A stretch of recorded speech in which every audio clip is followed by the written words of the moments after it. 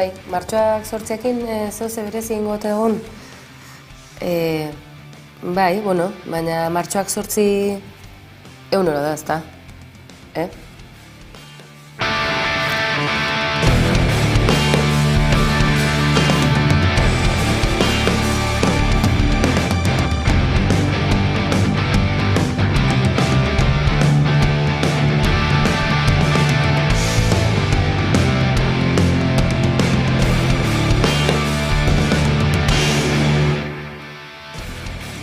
Ukaezina baina martxoaren 8 atari honetan Putinek deitutako operazio berezia edota Europa erdigunean daukagun giza krisi humanitario hori eta nola ez, beste behin ere emakumeok erdian. Edo nola ere, azken orduotako albisteak badira, izan diren erasoak, bombaketak eta Putin eta Macronen arteko beste bilkura saiakerak, diplomazioak momentuz ez du emaitza handirik ematen, izan ere, orain arteak aso ez delako askorik izan. Tira, gauzak honela, estatu mailan ere ez da zalapartarik falta, ikusi besterik ez, Moncloa aldean, zein ondo etorri zaion Feijori, orain ez dagoela alako fokorik Alderdi Popularrean, orain, Podemos Unidas eta Alderdi Sozialistaren artean, Jone Belarrak diplomaziaren alde egiten du,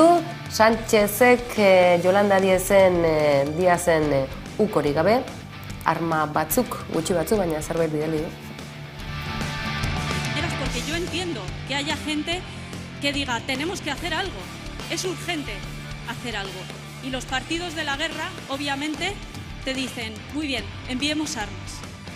Yo lo que os pido, compañeros y compañeras, es que pensemos, que tratemos de pensar cuáles son las medidas más eficaces para ayudar de verdad a los ucranianos y las ucranianas. Y creo, aunque tengamos muchos poderes mediáticos y políticos en contra, que lo más útil para ayudar al pueblo ucraniano es, sin lugar a dudas, apostarlo todo a la diplomacia, compañeros y compañeras. Apostarlo todo a la paz. Jeremy Corbyn eta Mélenchon berarekin ere bildu da Jone Belarra, zenbaitzuk egotzi diote ministro den ahaztu ote zaion, argi dagoena da mundu mailan eta geopolitikan atzera bueltarik ez duen egoera batean garela, ikusteke beraz, datozen asteetan zenolako puntutan egon gaitezken, orduz ordu, jarraitu beharreko aktualitate eta erabaki politiko sakonen garaia delako hau. Gauzak honela, ezin ahaztu, martxoaren 8 atarian heldu garela egoera honetara, eta krisi honen erdigunean direla emakumeak, izan ere, milaka eta milaka dira, azken ordu egunetan, euren etxeak atzean utzi, eta adinekoak, laguntza beharrean daudenak, eta adin txikikoak, aurrak, jaio berriak eurekin garraioan daramatzatenak, asko eta asko gainera, nora joan ez daukatela. Egoera honetan, beti bezalaxe, badira, egoera honetan probetxu hartzeko prest diren gainera mafia eta bestelako erasotzaile mota guztietakoak. Guzti honi buruz analisia egiteko tartera hartuko dugu, Maider baitugu astero bezalaxe gure artean, gaur etzait aterako, daukan katarrazo honekin, zure abizenekin egindako hitzjokorik, baina Maider, astelenon, eskerrik asko geroan izateagatik, aipatu Ukrainian gauzak larri daudela, okerrera joango dute, Kiev oraindik ere badirudi bere horretan dela, baina giza krisi honetan, askotan ohituta gaude ez, Afrikatik iesean datozen milaka eta milaka lagun horiek akaso ohiko panoramaren baitan, baina oraingo honetan esan dezagun gure egunerokoarekin zerikusi gehiago daukaten herritarrak eta emakumeak direla kasu honetan. Nik uste Ukrainiako oso gertu sentitzen dugula, batetik egia dalako, Europari eta Europar Batasunari bere horretan eragiten dion krisi bat delako, ez? Orain arte Ukraina ez egon, baina mendebaldean dauden herriak eta Errusiaren arteko disputa hori bizi-bizi agertu dalako azkenean. Orduan horrek eragina du eta baita ere zalantzari gabe eragina handia du guk gertu sentitzea azal koloreagatik.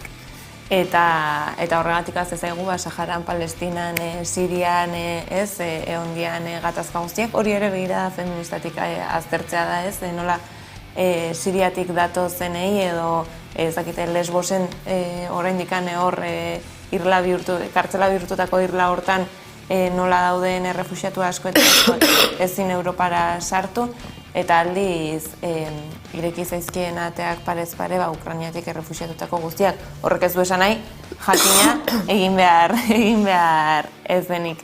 Behin hori esan da, egia da, irudipena daukat, eta seguraski izango da igual jarraitzen ditudan kazetari asko, Ukrainiako auzia jarraitzen ari diren kazetari asko, emakumeak dialako, uste fokua jartzen ari dela baita ere, bagian orain arte ez bezala hasieratik exodo horretan eta herrialdetikan kanpo doazen aurreta emakume hoiengan, fokoa ikusteko dago noiz arte iraungo duen, ze jakina, bidai hori herrialdetik kanpo ateratzeko bidaia gogorra da, orain tokatzen da ez, Europan zehar barraiatzea nun kokatuko dituzten, seguraski horrek eragingo ditun kalte ekonomiko, psikologiko, mila eta mila gatazka gurutzatu, zaintza lanak nola berai egokitu zaien, pobrezia seguraski ere nola bizituko duten, eta arriskua da, orain fokoa behaien egonda ere, honek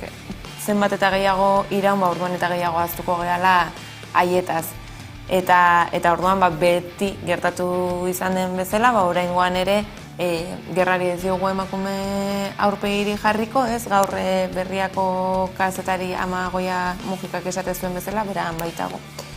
Eta esatezun gerrak ez dauka emakume aurpegirik, baina aldiz kalteak segituan jasaten ari dira. Hortaz aparte, ni bai nahiko nukein azpimarra bat, eremuan bertan ere badaudela emakumeak segurazki soldadu sartu dienak beraien borondatez. Uste, hoien bizipenak ere hemendik urte batzuetara jaso beharko ditugula, eta baita ere nola, eta ja hainbat albiste jaso ditugu ez, bai bateko eta bai besteko emakumeak nola erabiltzen ari diren gerra arma bezala, beste gudu zelai bezala, eta nola bortxatu dian emakume asko gudu eremuan. Esan deten bezala nik uste importantea dela kazetari emakumeak segitzea, ekarri ez zerrenda bat, eta esango dut. Bai, Amagoia Mujika Berriakoa, Ane Irazabal, Letizia Álvarez, Nuria Garrido, Patricia Simón, Irene Sabio guztiak gaztelaniaz segitzeko. Uste egiten dutela kazetaritza oso arduratsua, egiten dutela kazetaritza bat ezana oso ohikoa ere olako gerra korresponsalietan dela asko. Ez hainbeste beraien bizipenak ez ohituta gaude batez ere oain sare sozialetan gizonezko kazetariak nola personalizatzen duten asko behaien abentura, eta ez da personalizatzea, baizik eta kontestuan eta testu inguruan jartzea eta ituan jotzea ondo, eta uste, kasu honetan zehatzekoa dela edo bintza kontuan hartzekoa emakume kazetariak, aipatu deten guzti hau nola ari dian ondo lantzen. Hortxe, apunteak hartu baldin badituzue, ongi eta bestela pasako dizkizu dugu, ikustekoa baita eta gerra kazetaritzan emakumeok ere badugula zer erakutsi eta zer irakatsi. Egia dena da, gaur gaurkoz ez dela toki bat ere segurua lanerako, baina emakume kazetari hainbatek bertan eusten diotela, ez baldin bada Ukraina bertan, Ukrainiako muga ezberdinetan eta aipatutako apunte horiek ez da.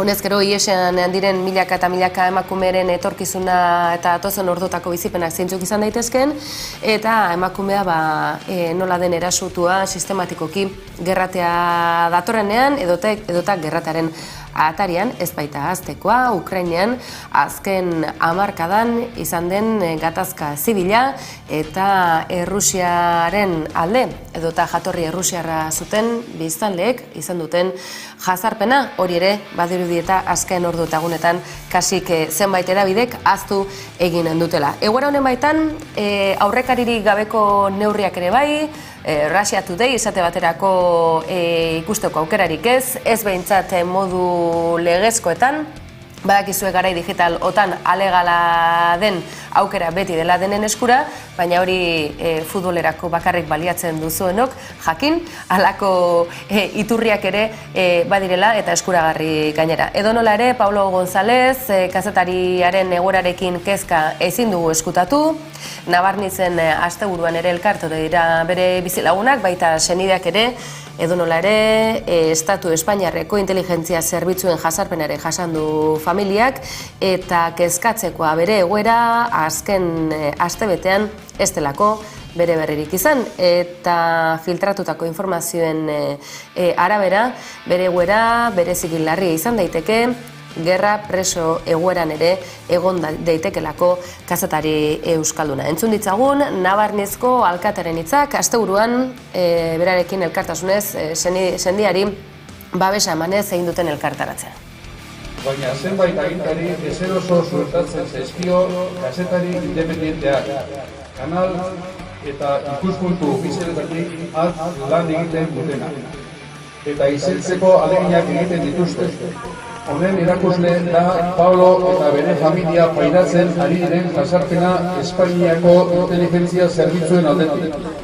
Ozen salatu behar dugu. Eta baita zilegi militar erogabeak jarraitzea eta kontrolatzea. Urkulluren adierazpenak bota nahi genituen, baina ez gara iritsi. Nabarnizko alkatearenak bakarrik jaso ditugu. Hau ere, ze pasatzen ote da hemen. Errusiarren alde aritzea egozten omen diote Poloniako zerbitzu sekretu edo danadalakoek. Hau gerraren beste alde bat ere bada, eta kezkatzekoa argi hemen gerra presoak ere gerta daitezkelako, eta badakigu salbuespen legediak aplikatuta emaitza ez dela bat ere ona izaten.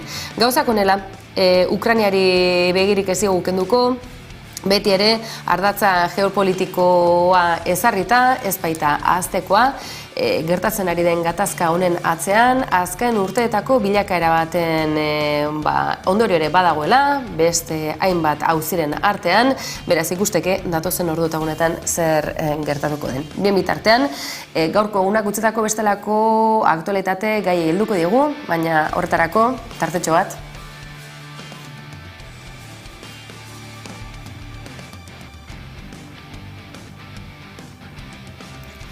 Eta horren ondorioak aipatzeko, Aiara Deurreta, Bilbotik, lankideak azken datuak baditu, besteak beste, zer gertatuko ote da, gure hilabeteko argindarraren faktura horrekin, gasarekin zer gertatuko ote da, ekilore olioaren krisiare goemen dator, gariarekin zer, Aiara aurrera. Ukrainako gerraen ondorioak agerikoak dira ekonomian.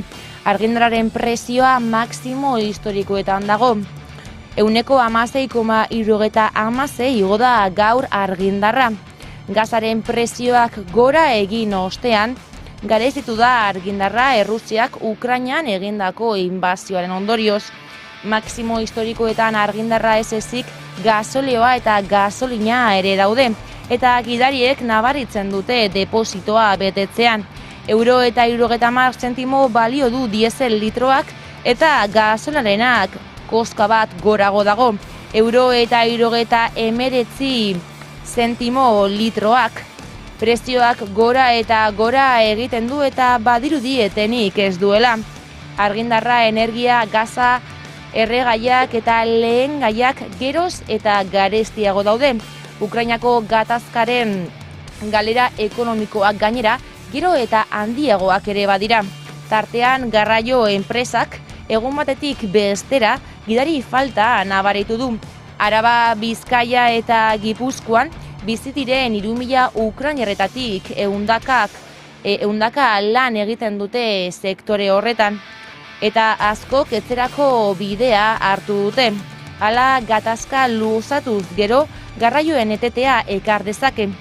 Eta Nafarroan lantokietan ere ondorioak. General Mix enpresak aldi baterako erregulazioa iragarri du. Zanadianen duen plantan Ukrainatik importatutako ekilore olio faltagatik.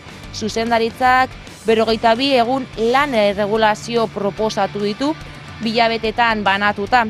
Enpresa estatubatuarrak Zanadianen duen plantan 800 langilek lan egiten dute eta gehiengoari eragingo lioke lan erregulazioak. ikusteke beraz zer gertatzen ote den. Aizu, pentsatuko duzu bat baino gehiago, kilore olioa beraz, ez alda bertakoa ekoizten dena. Guzti honek ere utziko digu zer pentsaturik, eta gariarekin ere bai, ez baita goraka joango den prezio bakarra izango kilorerena, edota argindarrarena, gasarena, baita ogiarena bera ere.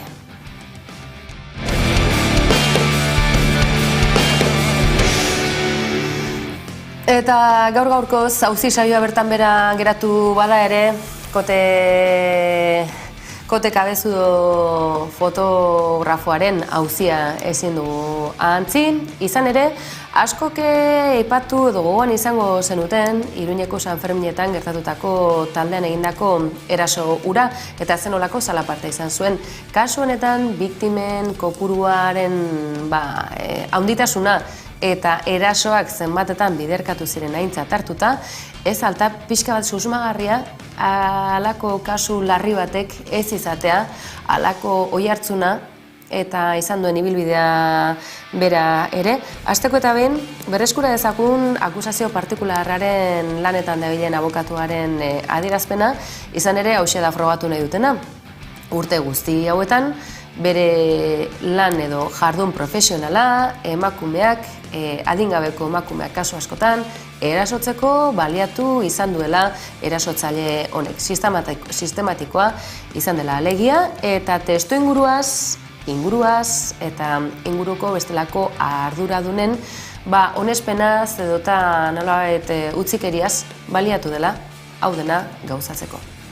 La justicia no puede permitirse plazos de instrucción tan grandes en situaciones tan lesivas para víctimas de este tipo de delitos. Hemos vivido una instrucción farragosa con demasiadas resoluciones no ajustadas a derecho que han incrementado la victimización de estas mujeres. Que pretendemos acreditar es que Kote Cabezudo empleaba la fotografía como vehículo para consumar el abuso sexual. Las siguientes sesiones era cada vez con menos ropa, con ocasión de colocarte alguna prenda aprovecho para tener algún contacto. A medida en que él veía vulnerable a una víctima, pues el objetivo final era el abuso sexual. La esperanza de las víctimas que sí están personadas es que la condena sea lo suficientemente elevada como para que Kote Cabezudo nunca más disfrute de libertad. Egia dena da, nahiko bitxia gertatzen ari dela prozesu guzti hau, denboran luzatu delako batetik, eta bestetik abokatu edo defensa lanetan aritu den abokatu honek ere nahiko ildo komunikatibo berezia izan duelako, ez akaso mugimendu feministak edo eta orain arte bestelako auzietan izan den bestelako lanketa, jarduna eta zer pentsatu ere ematen du. Maider, honen inguruan analisia lantzen asterakoan, egia da atentzioa ditzen duela batetik zenbat luzatu den denboran, ez? Eta ze garaietan gertatzen den guzti hau baita ere, ezta? Donostia ez da hiri bereziki handia eta oro har esan dezagun jende ezaguna, Donostia bada publikotasun, ekitaldi, farandula, esan dezakegu, dezente daukan hiria, historikoki. Bai, justo gaur oaintxe lankide batzuekin eta beste kazetari batzuekin hitz egiten aritu naiz pixkat kokatzeko ere ez, auzi honen nondik norakoak eta denok ados genden hortan, ze arraroa den dena. Eta batez ere egia da, auzi honek bere, oihartzuna izan dula, hain justu oihartzunik ez izateagatik, ez da? 17 emakumeek salatu dute, nolabait salatu dituzte sexua abusu delituak, eta baita ere bestelako delitu batzuk ere, txantaia eta horrelakoak, ez dakit nahazten dan ere momentu batean auzia prostituzio sare batekin ere, orduan, hor daude adar pila bat, zeinak berez gaur hasi behartzean hori guztia, ez guztia, baizik eta horren guztiaren zati bat epaitzen, baina ja lehenago ere epaitu zuten, ezak gogoratzean horregatik dago kartzelan ere 2018-tik, baina horren aurretik lehenbiziko ahotsak hasizian altxatzen 2013an, hau guztia oso ondo jasota dauka Arantxa Iraolak atzo egindako artikulu batean. 2013an Dia lehenbiziko ahotsak. Eta hien nahikoa oihartzuna ematen, 2016 ere da Donostia 2016ko garai hori, ezakit iria ere momentu hortan, nik uste gauza asko kontuan hartu behar diala, baina ezakit iria ere momentu hortan horrelako neurriko eskandalo bati aurre egiteko moduan bazegoen. Gero, egon zen epaile bat ere, etzuna kaso askorik egin auzian, eta ja handikan urte batzutara ja 2018an martutenen sartzen duten arte.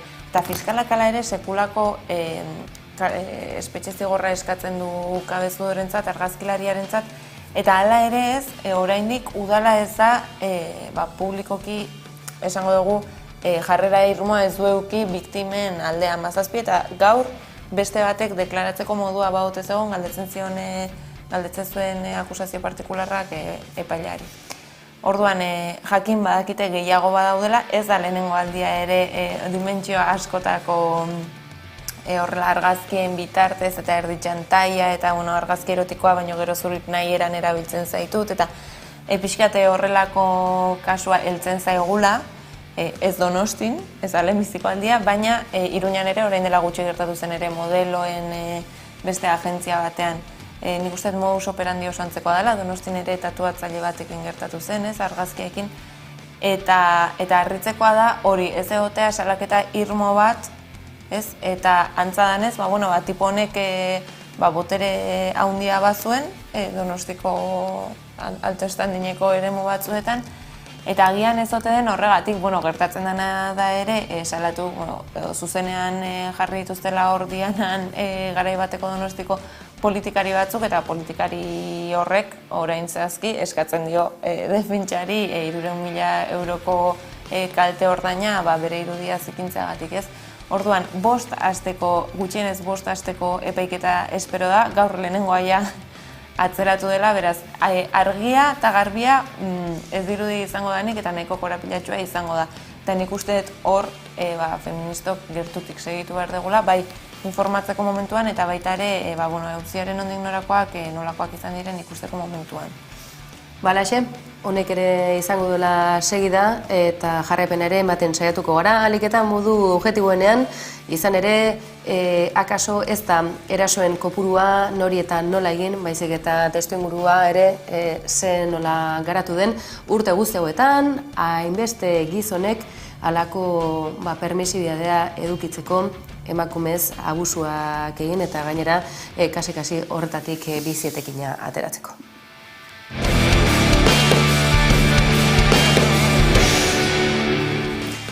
Baina azte honetan, bestelako kontuak ere bai, eta Mari Carmen esango edo Aiaztugiri buruzko reportaje luzera eskaini dizu egunotan, Hamaika Telebistan norden bera, Jose Luis Elkororen alboan urte luzez aritu den militante abertzalea, bere bikotere bada, baina akaso halako zahaztasunak ere beharrezkoak dira gaur egun, zergatik?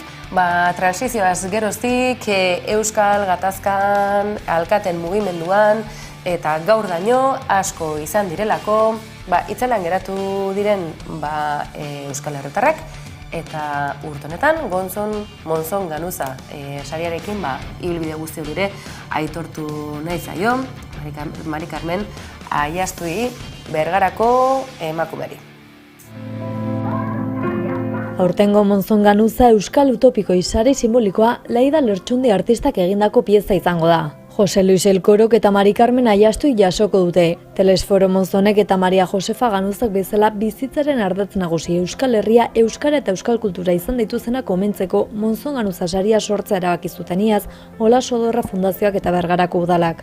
Esan nahi hori izango du egun honek, ez pixka bat bizitza oparo horiek ospatzearena. Iratxe Esnaolak nabarmendu du bestalde urtero artista berri bati eskainiko zaiola saria diseinatzeko aukera edo aurretik egina duen bat emateko aukera. Dakizuenez, saria simbolikoa da, obra artistiko bat, eta obraren diseinua artista berri baten esku geratuko da, urtero. Modu horretan, euskal sortzaile berriak sustatu eta belaunaldien arteko zubilana eraiki ahal izateko baliatu nahi dugu Monzon Ganuza saria. Aurtengo artista Laida Lertxundi da. Bere praktika artistikoa New Yorken eta Los Angelesen garatu ondoren Euskal Herrian bizi eta lan egiten du egun. Zorroztasun kontzeptuala plazer sentsualarekin kombinatuz, Lertxundiren lanak arte kontzeptualaren eta zinema estrukturalaren ideiak eta gorputzetik lan egiteko ikuspegi feminista erradikala batzen dituzten lekuen miaketa erakargarri eta autoflexiboak dira. Jesus Mari Lazkano margolariak aurtengo sari simbolikoaren inguruan esan du, Laida Lertxundik etengabe mugitzen ari den obra eskaintzen digula. Oso bisuala ikusizko kodeak trukatuz non prozesua garrantzia hartzen duen, oreka bizian eta maierari gabe. Aurtengo pieza Landscape Plus deitzen da. Ulertarazteko Landscape Plus euskaraz paisaia eta plus edo gehiago izango litzateke. Paisaia gorputzarekin harremanetan jartzeko modua da. Paisaia eta gorputza bere lanean etengabe ateratzen diren gaiak dira. Basari ematea martxoaren 10ean arratsaldeko 6:30 egingo da Bergarako seminarizioa aretoan.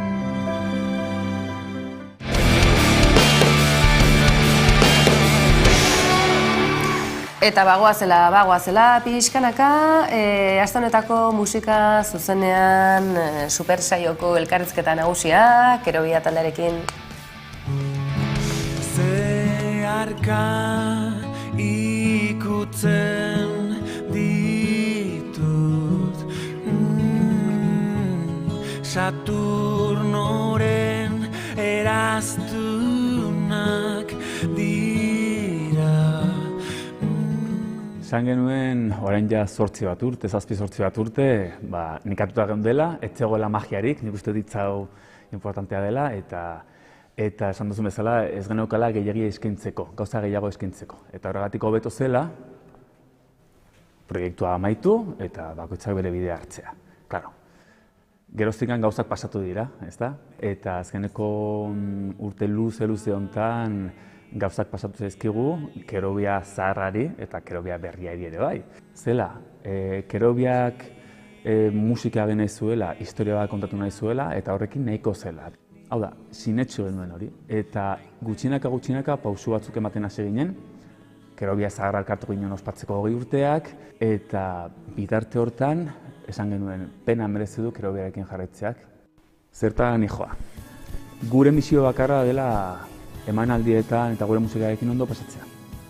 Guk eta gurera etortzen den jende hori. Sarrera bat erosiz, gure proiektua finantzatzen duten lagun guztiek, komunitate horiek, hurbiltzen diren guztiek balore batzuen inguruan etortzen direla. Musika gustoko dute, historiak eta balore horiek, maitasuna eta esperantza, ez?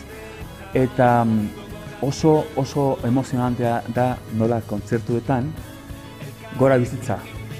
Garrasia egiten dugunean, ez? Mundu guztiak du gora bizitza, ez? Eta nolabait hitzez esaten ez badugu ere, batak albokoare besteari esaten dio zu ez zaude bakarrik.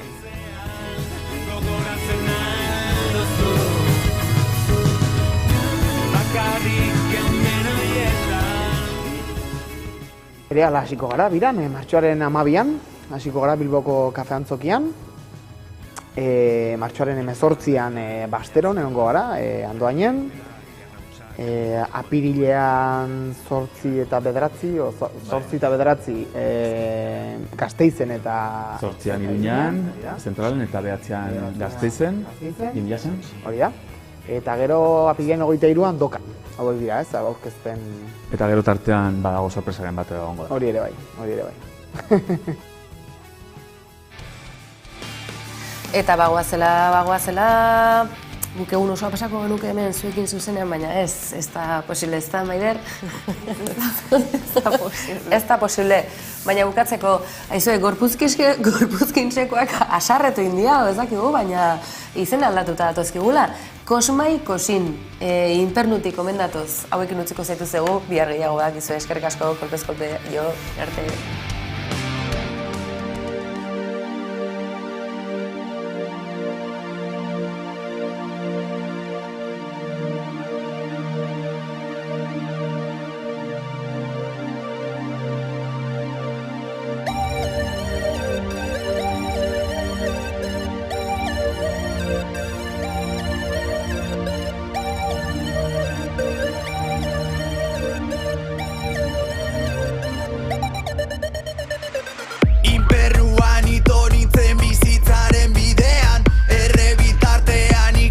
Nuen jendartean